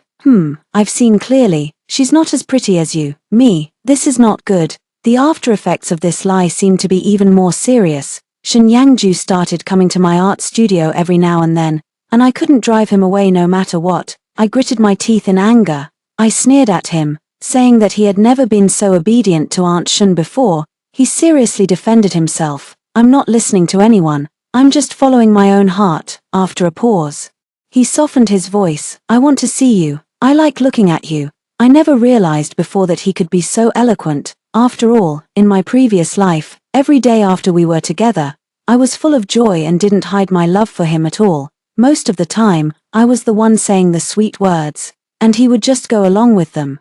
But what was the result? After he regained his memory, he completely denied everything and only remembered that I had deceived him. Thinking of this, I gave a cold laugh. But I don't want to see you. You don't need to look at me. Just focus on your painting. After losing his memory, he became even more thick-skinned. However, after giving him the cold shoulder for a few days, he couldn't hold back anymore and asked me why I was being so cold to him. I borrowed the words he said when he looked at Shu Xinlan's photo before, because I have no feelings for you. This sentence was quite powerful. Shenyangju didn't come for several days. I couldn't help but heave a sigh of relief. There are some people you just can't see. Otherwise, I don't know what kind of mood I should use to face them. His sincere and innocent eyes now would only make me feel torn. I keep reminding myself all the time, everything that happened in the previous life was not a nightmare, but a reality. Lin Yuan, you have to be clear-headed. Unfortunately, the peaceful days didn't last long. Shenyangju came again. This time, almost as soon as he came in. Chen Shuhe also arrived. Why is he here? The look in Chen Shuhe's eyes when he looked at me was full of disbelief and accusation. I couldn't help but frown. Before, Shenyangju usually came in the morning, and Chen Shuhe came in the evening. They never ran into each other. But today, I don't know what happened. They happened to come at the same time. I understood what Chen Shuhe meant. He didn't want me to have any more connections with Shenyangju, but I also didn't like his tone. Why can't I be here? At this moment, the hostility in Shenyangju's eyes was no less than that in Chen Shuhe's. His thin lips were slightly pursed, and his dark eyes were so deep that it was hard to see his emotions. Chen Shuhe squinted his eyes and was equally unwilling to show weakness, because she doesn't like it. This was directly pointing the finger at me. Shenyangju looked at me with a rather hurt expression, but quickly turned away. If she doesn't like me, does that mean she likes you? Then, two pairs of eyes stared at me simultaneously. Very well. I took a deep breath and said coldly, I don't like either of you. When Shenyangju heard this, he immediately raised his chin triumphantly. What was he so proud of? I couldn't even bear to look at him. I sat back in the art studio and started painting again, not intending to pay attention to them. However, the more I deliberately tried to ignore them, the more I couldn't. Moreover, both of them were speaking quite loudly. Shinyangju, I don't care what you're up to. Anyway, don't come to harass Nuanuan anymore. On what grounds are you saying this to me? According to my investigation, you two have already broken up. An ex should act like an ex. Chen Shuhe's voice sounded very angry. That's a matter between us. It has nothing to do with you, Shinyangju casually retorted. Then the matter between me and her doesn't need you to interfere either. Do you know how you lost your memory? It was because of another woman. Now that you're pestering Nuanuan, what will you do when you regain your memory one day? It's none of your business. I know what I'm doing. Even if I regain my memory one day, I will only recognize Lin Nuan. He said he would only recognize me. My hand trembled, and I ruined a painting. This must be the most ridiculous thing I've ever heard. Outside, Chen Shuhe laughed loudly. You can't do it. You can't do it. Seriously. Don't come to her again, otherwise, you'll only hurt her. I suddenly stood up from the chair and walked out of the art studio. Chen Shuhe. I was afraid he would say too much, but Shinyangju wouldn't let go of this issue. Chen Shuhe's eyes were a bit unfocused, and he said softly, in my dream, you hurt Nuanuan terribly. She bled a lot, and the floor was covered with blood. Shinyangju frowned as he listened, and then he counterattacked without mercy. Same here, I also had a dream. And the culprit was you. Me. What kind of childish argument was this? Even someone with an elementary school education wouldn't be like this. Just as I was about to open my mouth and tell them to get out, Chen Shuhe suddenly roared, you're talking nonsense. He pounced on Shinyangju and threw a punch directly. The cheekbone where Shinyangju was hit immediately turned red, and he quickly counterattacked with a punch. The two of them quickly got into a fight. I was stunned. Only when my throat was almost hoarse from shouting did they stop. Shinyangju was still sitting on the ground, looking rather embarrassed. He said pitifully, I sprained my ankle and can't get up. Hihi. Did he expect me to help him up?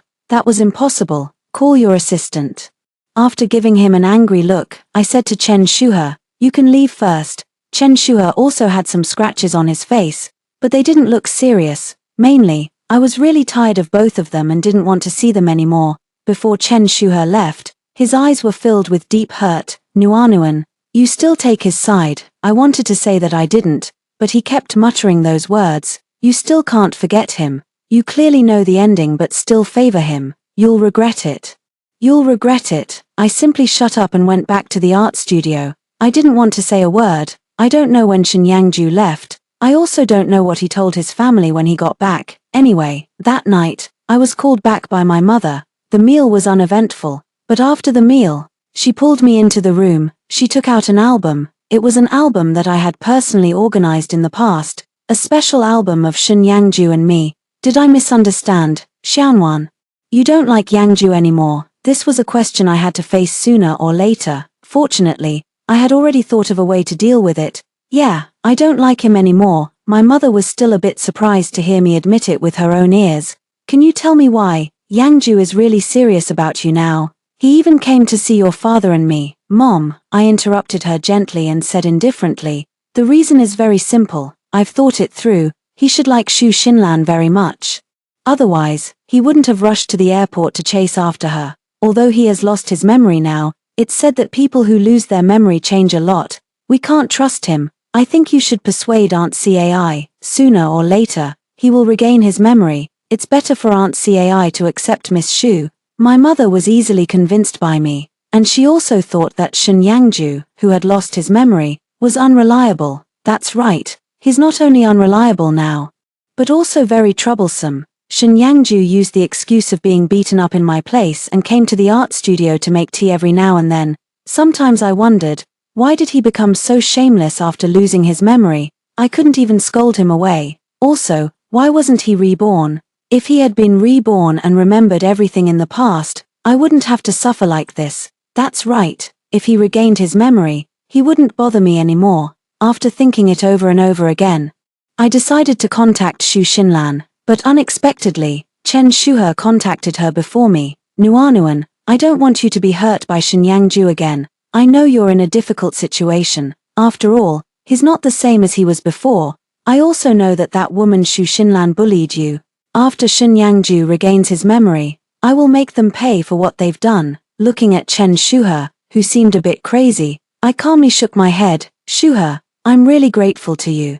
Both in the previous life and in this life, my blessings for you remain the same, and what I want to say is also the same. You don't need to waste your time on me anymore. Having a second chance, I've thought it through clearly. I'm not here to take revenge on anyone. There's a cause and effect. The cause was me, so you don't have to worry that I will make the same mistake again. I won't. I refused Chen Shuha's involvement, which was also a way to say goodbye to my past self. When Xu Xinlan learned that Shen Yangju had lost his memory, she burst into tears on the phone. I knew it. I knew he didn't mean not to come to me on purpose. She also thanked me, until I told her that Shen Yangju now mistakenly thought that the person he liked was me. Xu Xinlan's face changed drastically, and she questioned me about what I had done to Shen Yangju. But in fact, this time, I didn't do anything, because I became the person Shen Yangju liked now. Xu Xinlan still held a grudge against me. To be honest, I really wanted to stay as far away from them as possible. In my previous life, after Shen Yangju brought Xu Xinlan back, they publicly announced their reunion in a high-profile way in the circle. They were the right people for each other, and I was the despicable and shameless person who took advantage of the situation. Xu Xinlan brought her sisters to the art studio more than once to mock and ridicule me. The last time, Aunt Shun helped me out of the situation. Since Aunt Shun didn't approve of her, she said publicly, that was because of the child in my belly. In short, what she said was really unpleasant, and I, who wasn't loved, didn't have the right to refute at all. Xu Xinlan undoubtedly had some tricks up her sleeve, but I didn't expect that this time, her return had no effect on Shen Yangju at all. In my limited knowledge, the love of a lover could potentially awaken past memories. That's how it's shown on TV. However, in Shen Yangju's case, something unexpected happened. He was completely indifferent to Xu Xinlan's appearance, let alone giving her any chance to get close to him. It was said that Shen Yangju directly drove her out of the Shen Corporation building, leaving Xu Xinlan crying and shouting in anger in front of the building. This was men, whether they love or don't love, they are so decisive. Xu Xinlan couldn't do anything about it and had to reluctantly ask me for help. I didn't hesitate at all. After sending her the location of the art studio, I closed the door. When I went out again, I heard Shen Yangju's cold and heartless voice. 5 million yuan or calling the police. Which one do you choose? Yangju, Miss Xu, I've lost my memory, not my mind. I can't find any traces of loving you in my past life. Before I could figure out the meaning of this sentence, Xu Xinlan made a decision. I choose 5 million yuan. Xu Xinlan left. And Shen Yangju didn't even give her a sideways glance. Didn't love Xu Xinlan. How could that be possible? The man's deep eyes suddenly looked at me, filled with emotions I couldn't understand. When I came to my senses, he was already standing in front of me. Do you really not want to see me that much? Did he know? Probably intimidated by the strong emotions in his voice, I opened my mouth, but no sound came out. The silence continued, and Shen Yangju just blocked my way. I clenched my fists tightly. When I opened my mouth, my throat was a bit hoarse. Excuse me, I want to go out. Shen Yangju still didn't move. I had to turn around and go back to the art studio. Behind me, the man's hoarse voice was filled with unwillingness and confusion. Nuanuan, what exactly happened that made us become like this? Are you hiding something from me? And you and that Chen Shuhe, what does he know? Shen Yangju left again. I thought he wouldn't come again this time, because I asked him. I also have 5 million yuan. Do you choose it? He didn't want to see Xu Xinlan.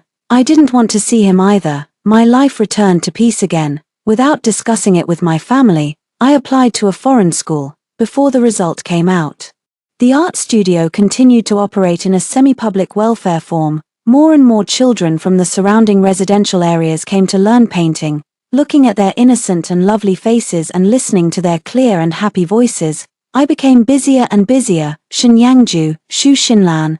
Their contact information lay quietly in my friend list. I didn't know how long I had to scroll down to find the chat window, and under my deliberate ignoring, Chen Shuhe's messages became fewer and fewer. I knew, saying goodbye to the past also meant saying goodbye to the people in the past. I liked this kind of business. If it weren't for the birthday red packet my mother sent me in advance, I would have almost forgotten this day, the night when Shen Yangju and I accidentally got pregnant. At this time in my previous life, the new bar opened by Chen Shuhe started operating. and he wanted to hold a simple birthday party for me. I refused because at that time, Shen Yangju was my boyfriend. However, to celebrate the opening of his bar, I suggested having my birthday in the bar, just to add some popularity to the bar, but unexpectedly, something went wrong on the first night. Shen Yangju drank some contaminated liquor. It was a spatial night. This time, Chen Shuhe didn't open a bar, so the same accident would definitely not happen again. Let this day be just like every other day, so ordinary that it couldn't be more ordinary. But in the evening, when I was about to close up, Chen Shuhe came with flowers, liquor, and a cake. What are you standing there for? Aren't you going to help? I'm carrying so many things. I instinctively reached out my hand, but Chen Shuhe avoided it. Just kidding. How could I let the birthday girl do the work today? I felt a bit played. But his unrestrained smile and easygoing tone made me vaguely think of the relaxed and carefree days when we were studying, coupled with his next words, "Long time no see," it made me feel even more guilty. During this period, I deliberately distanced myself from him. At first, he repeatedly reminded me to remember the lessons of the past, and later, it turned into simple daily greetings. He said he was afraid I would be annoyed by him, so he should type less, even if he sent a long message. I didn't like reading it. "Chen Shuhe, why do you look like you're about to cry? Have you been bullied?" I quickly shook my head, leaned against the wall, and watched him busying around, then I slowly exhaled. "Thank you." Chen Shuhe paused in his actions. After tidying everything up without saying a word, he handed me a glass of wine. "Want a drink?" Before I could respond, he retracted his hand. This time, he gave me a glass of juice. Chen Shuhe smiled and said, "Girls shouldn't drink alcohol, it's better to drink this." I raised my eyebrow, didn't take it, and instead reached for the glass of wine. "No, I'll drink this today." His eyes lit up instantly, and he smiled as he clinked glasses with me. "Then I'll finish this. You can drink as you like. Here's to the new beginning." Come to think of it, this was the first time we had a meal together since we were reborn. Of course, this glass of wine was also the first one I'd had in such a long time. Maybe because I hadn't drunk for so long. After finishing one glass, I started to feel a bit tipsy. We hadn't finished chatting about the embarrassing things that happened when we were students. I thanked him for not bringing up those unpleasant matters today. "Nuanuan, what's wrong with you?" I could barely hold up my head with one hand. I twitched the corners of my mouth and said, "It's okay, I haven't drunk for a long time, and it's going to my head a bit." Chen Shuhe asked with concern, "Your face is red. Do you want me to help you go and rest?" "No need, I can't drink anymore. I'll just have some water, then I'll go and get you some water." He quickly brought a glass of water over, and I reached out my hand. When I took the glass, I accidentally touched his hand. It was cold and felt really comfortable. "Nuanuan, a hand was placed on my face, and it had the same cold feeling as before. I couldn't help but let out a sigh of comfort. But the next second, I realized that it was Chen Shuhe's hand. "Shuhe, you." Chen Shuhe's face kept getting closer in front of my eyes. In my blurry vision, his expression was so calm and unfamiliar. But his eyes were extremely bright. He was clearly saying words of concern to me, yet his eyes didn't change at all. "Your face is really hot. Does this feel better?" "Chen Shuhe, please move away for now." I slapped his hand away with some effort and tried to find my phone, but I couldn't. There was anger in Chen Shuhe's voice. "Why do you always ask me to go away?" Nuanuan, why is it always me who has to leave?" "That's not what I mean, I've drunk too much. I want my mom to come and pick me up." "You're looking for your phone, right?" Chen Shuhe asked me. Then, to my shock, I saw him take out my phone from his pocket. He said, "I've already turned it off for you, Nuanuan. Tonight, no one will disturb us. Nuanuan, you have to believe that only I love you, and only I won't leave you. I'm here to help you." What was he talking about? What was he doing? Chen Shuhe had gone crazy. "There's something in the wine." I staggered to my feet. But I had no strength at all and immediately sat back down. Chen Shuhe hugged me from behind, and his face was pressed against the back of my ear, exhaling a hot breath. "Don't be afraid, it won't do you any harm afterwards." I was so scared that tears streamed down my face. "Chen Shuhe, you can't do this, don't do this." No matter what I said, his hands kept roaming over my body. I closed my eyes in despair. Suddenly, the restraint on my body disappeared. Shen Yanzhou's furious voice came from behind. "Chen Shuhe, you deserve to die." Shen Yangju pulled Chen Shuhe out. I held my breath in the art studio and listened to the commotion outside. It was the sound of force hitting the body, one after another, but they didn't have any verbal communication. And I didn't know who was hitting whom. The phone was on the other side of the table. I couldn't reach it. Shinyangju, Shinyangju, Shinyangju. I started calling his name one after another. But I never got a response. My heart dropped straight down at that moment. It felt like a very long time had passed. And finally, Shinyenjo's tall and straight figure appeared in my sight. I couldn't help but shed tears. A pair of strong hands picked me up. This embrace was both familiar and strange to me. Shinyangju, it's me. I want to go home. His voice was extremely deep. Okay, in the end, Shinyangju didn't take me home because the effect of the medicine completely kicked in on the way. Can you turn the air conditioner to the lowest setting? I'm so hot. It's already at the lowest. It's impossible. You're lying to me. I'm not lying to you. I felt so uncomfortable that I wanted to cry, and I could only keep calling his name, urging him, Shinyangju, hurry up, Shinyangju. Can you be quicker? Hurry up even more. I really can't stand it anymore. Shinyangju, please. I don't know what stimulated him, but he directly parked the car in the park we passed by. I was carried from the passenger seat to the back seat and resisted, shrinking inward. During the struggle, my shoe fell off, and he grabbed my foot. Nuanuan, let me help you first. I shook my head violently. No, you can't. You mustn't. I was crying as I spoke, but I couldn't help hugging him. Stop crying. Don't touch me. But you can't stand it, and neither can I. My body was so hot that it felt like it was about to melt. This bone-piercing feeling was both strange and unbearable. I knew I shouldn't continue, but I've never had much self-control. When I was a child, even when I coughed until my face turned red, I still secretly ate a piece of marshmallow. Before an exam, I thought about studying hard.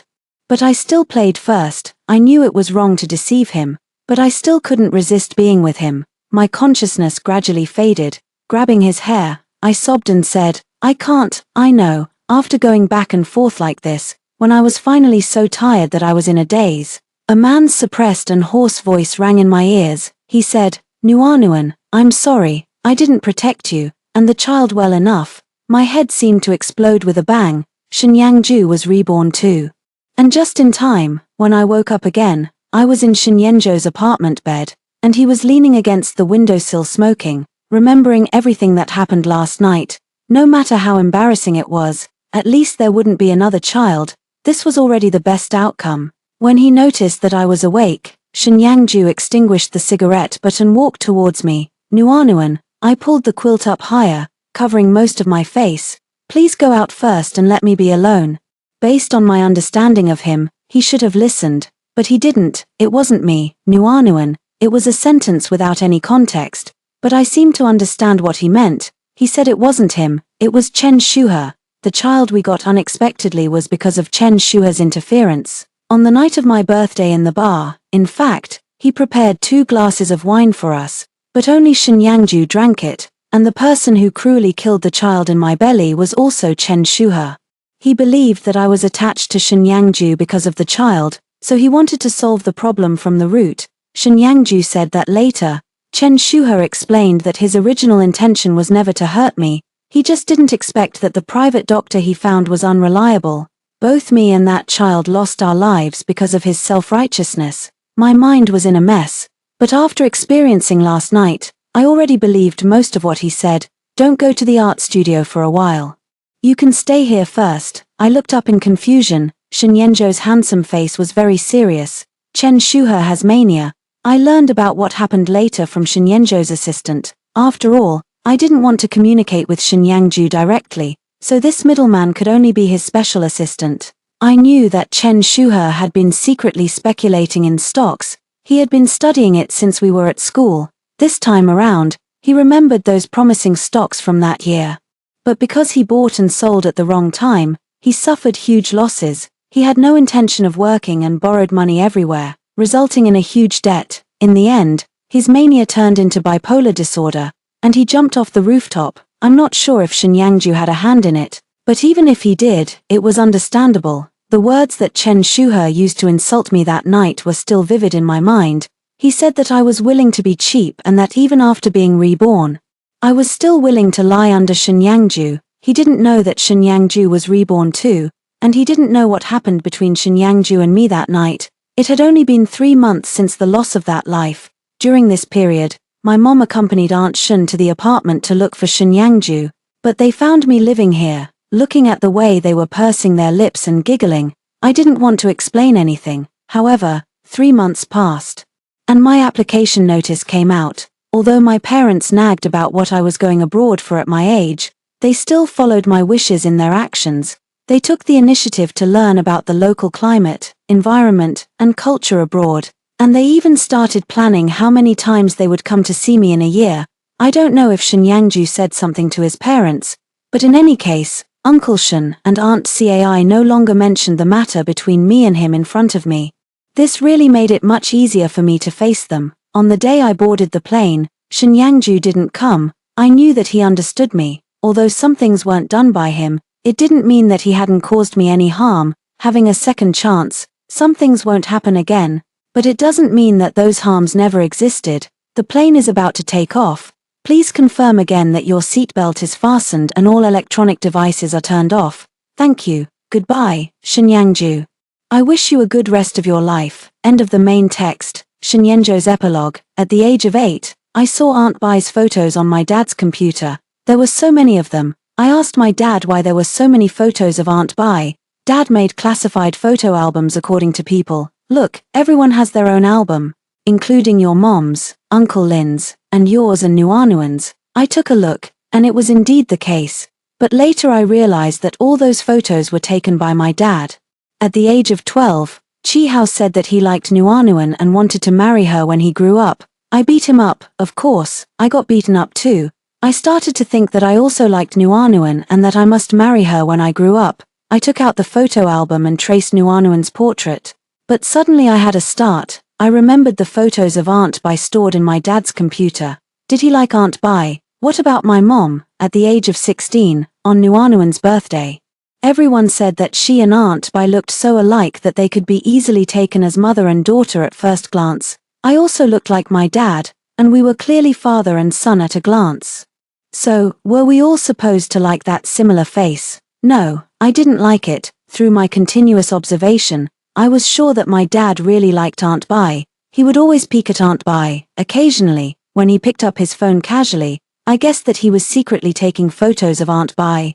But I never got the chance to touch his computer again. After further observation, it seemed that Aunt Bai didn't know about this. So, should I praise my dad or what? This damn family, Brother Yangju.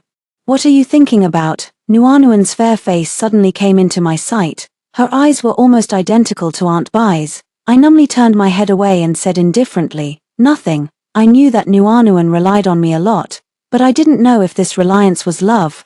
The elders teased her about what kind of boyfriend she would look for in the future. She said she wanted someone like me, and she added that he should be someone who smiled more than I did, so it wasn't me. I took a deep breath. It didn't matter. I didn't like her in a romantic way originally. To prove myself, I treated her better and better, but I was still able to date other people. Unexpectedly, the little girl also got a boyfriend. That was fine. Suddenly, I found dating boring and broke up with Xu Xinlan. She made a fuss about going abroad, and I let her go. When we got to the airport, she threatened to commit suicide again. As expected, it was boring. I had a car accident, lost my memory, and then I regained my memory. Nuanuan was pregnant with my child. My dad actually looked at me with envy. It was so damn disgusting. It instantly washed away the throbbing and joy that Nuanuan's words "I love you" brought me. My mom also assured Aunt Bai that she would definitely make me marry Nuanuan. I wanted to run away from them. They had joined forces to deceive me. How could I be easily controlled? My mom said that something had happened to Nuanuan. She went to a small clinic to have an abortion alone. And both she and the child were gone. But no, Nuanuan couldn't have gone there on her own initiative. She liked children so much. I didn't even know that there was such a person as Chen Shuhe meddling in our business. I deserved to die. Nuanuan, wait for me. Probably because there was justice in the world. I was reborn. I will never allow such a scumbag as Chen Shuhe to stay by Nuanuan's side anymore. But Nuanuan, she didn't want to come back to me, even though we didn't mention